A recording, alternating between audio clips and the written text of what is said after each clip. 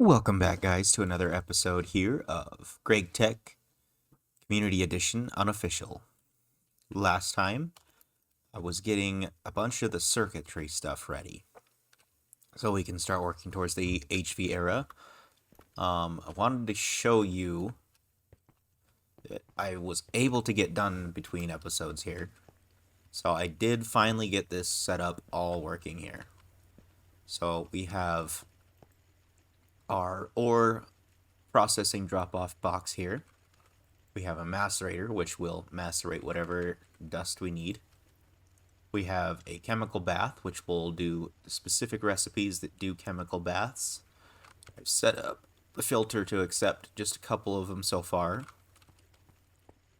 This filter here takes in all ore. It's an ore dictionary one, and then you just type in ore with the asterisks here to be able to get all ore into it, so that it only does ore and won't do all the other stuff. The output is automatic and set to this side.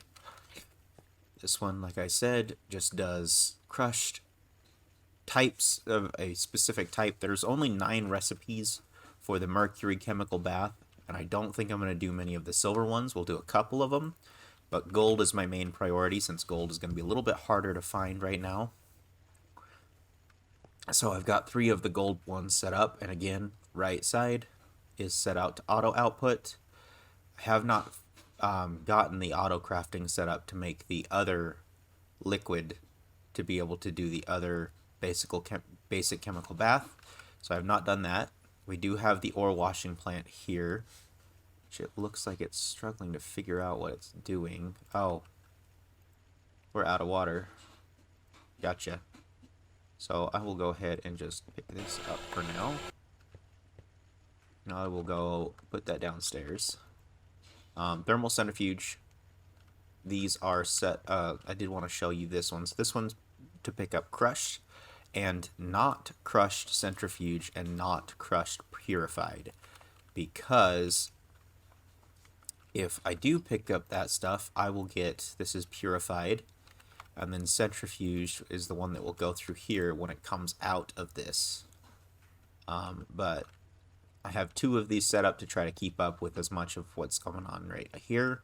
Because this one, I believe the crafting recipes are about, I'm not sure exactly how long, but they're like 20, I think they're about 20 seconds. These ones are about 10. So it's 20 seconds there, 10 seconds there. So 2 of these will keep up with that machine. And actually, they don't really keep up with this machine because this machine finishes and you get, oh no, it is just 1. So yeah, it kind of just keeps up as it goes. And we got the basic hammer. This one has the same filter. Oh no, this is right. Purified for the thermal centrifuges. And then over here, I have crushed centrifuge is the only one that's going in here for the basic hammer. And then we have our electrolyzer, which has 2 filters on it. So the pipe has 1 filter. So if I click on the pipe is allowing all electrolyzer recipes to go in. And if I click on this filter, it is not letting the emerald, the lazurite, pyropene, alamide dust, and this one as well, because these are all required to be done in an MV machine, so it will just clog this machine up and it won't work. Looks like we got 1 more dust to put in there because this will clog up the machine too. So put that in, put that one in there too, and then we should not see any more of those go in here, and they should all start piping their way in here. Next time we hear a hammer noise, it should go in here. I'll just remember 31 for a second. Then this one, it's same as the other one, has the centrifuge on the pipe. So we'll only insert centrifugeable items, but stone dust, again, requires an MV machine, so that will go over into here. And there we go, we got 31 there, so it is now shuffling in there and not putting it in here. And then I just kind of have storages. These are all basically wired up with conveyors just to give me extra storage space for when I'm AFK. And then the last thing I've got here is we've got our packager down here.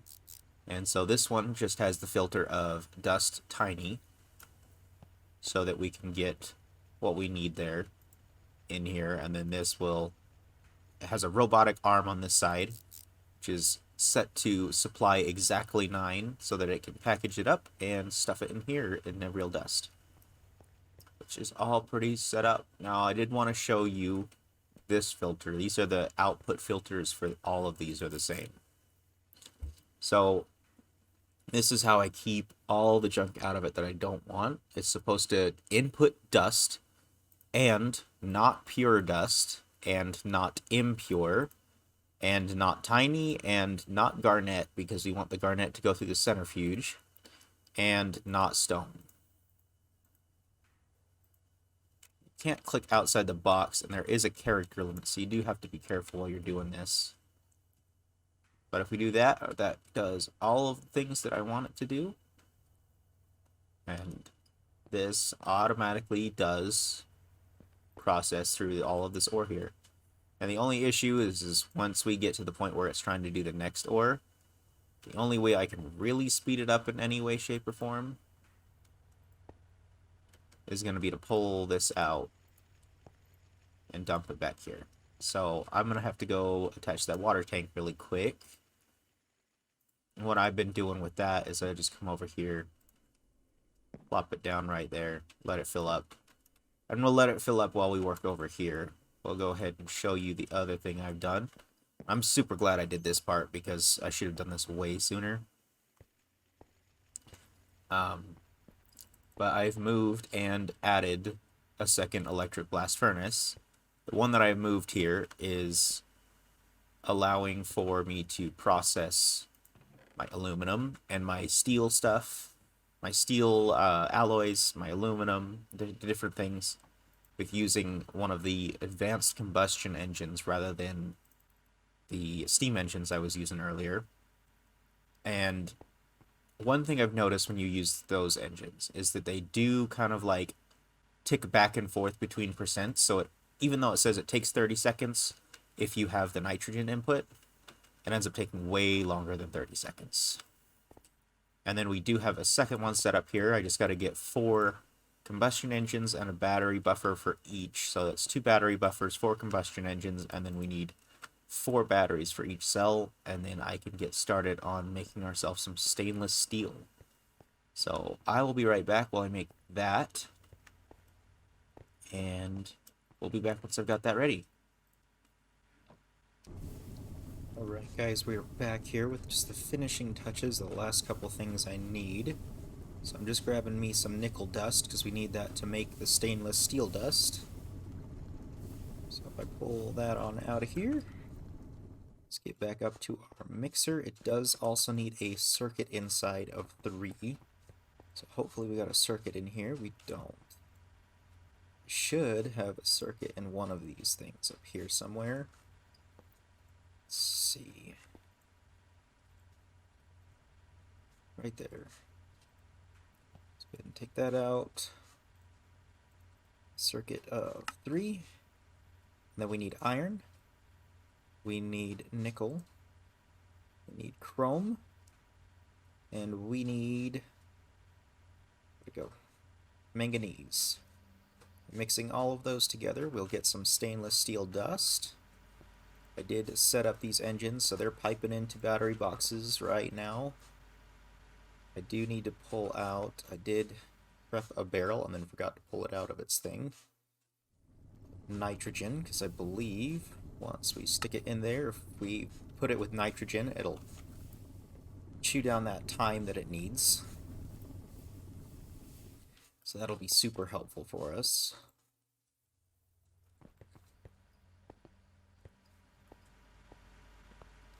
So if we do that, screwdriver, and then over here we should get our first pack of 9 stainless steel.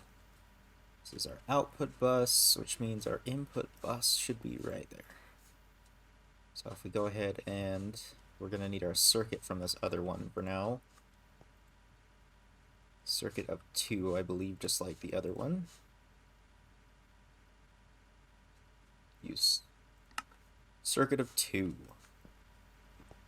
Alright, dump that circuit 2 in there, and then stainless steel. And it's chugging away. It looks like using these power, not the steam, is much, much more efficient, because I still don't see it bumping back down like it did, where it would jump up and down as it went, but just go up faster. So, but yeah, we're gonna get our first ingot here in just a couple of seconds, which will complete. Guess we got a bunch of gold for completing that earlier, but that will complete us the stainless steel one here. And because I found manganese seems to be the harder one to get out of the two, I'm definitely gonna go with that one.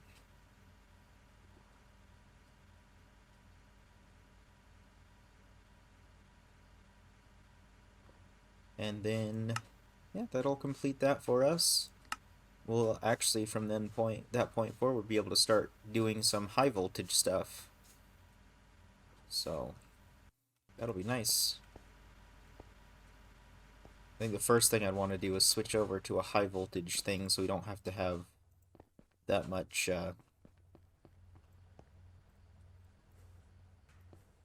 this many combustion engines working on this, because this would be good for, like, a little setup for power over here. But that, not that one. Now we've got our first stainless steel ingots. Grab ourselves the manganese. Okay. It does show us a couple things about maintenance stuff, but from what I understand, if you use duct tape like I did, you don't have to do anything after that with it.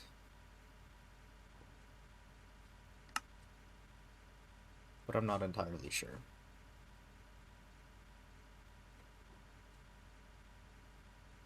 But looking at this, digital fluid storage.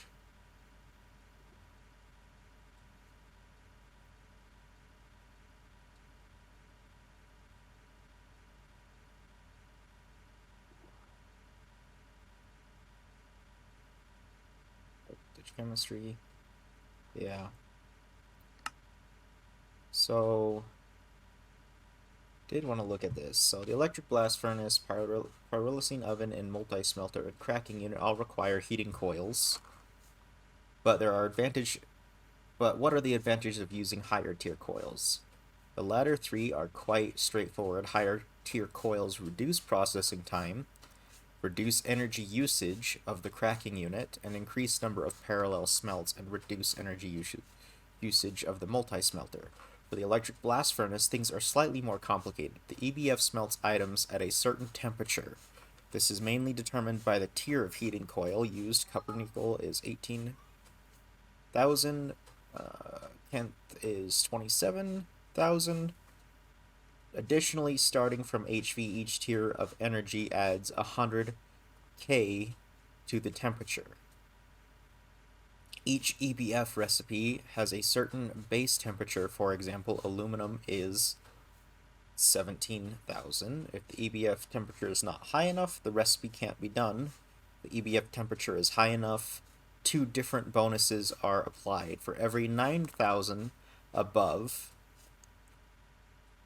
the amount of energy required is multiplied by 0. So it does reduce the energy for every 9,000 above. For every 18,000 above the recipe temperature, 1 additional overclock will be 100% efficient. In other words, it will quadruple the speed instead of doubling it.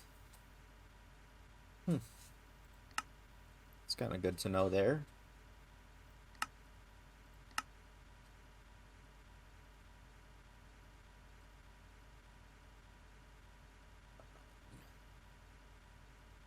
It looks like we do need to get some EV circuits for some of this other stuff, which requires us to get the blue alloy in clean room, and to get the clean room we need to get this thing. But the universal macerator, this is one of the things that I do want to get to the point where I have a decent amount of high voltage energy so that we can switch all of our machines in there to high voltage, because this one is finally unlocks more slots. So this will let me get more product from everything. This allows you to receive the unique ore byproduct from macerating thermal centrifuged ore. Macerating ores costs 32 EU with both overclocks, which makes this machine able to fit into LV lines. Convenient. So I could just go ahead and replace them in LV lines, apparently. That's nice. Still not completely worth it to do advanced processing for all your ores. Energy and time is a huge factor. So select only the ores that you care about the byproducts for. Which is true, because I basically only put in the ores that are going to give me anything that's going to give me aluminum, or anything that's going to give me gold, extra gold right now, because that's the one we're low on, and a lot of the HV stuff, it's going to start requiring electrum. So there's that.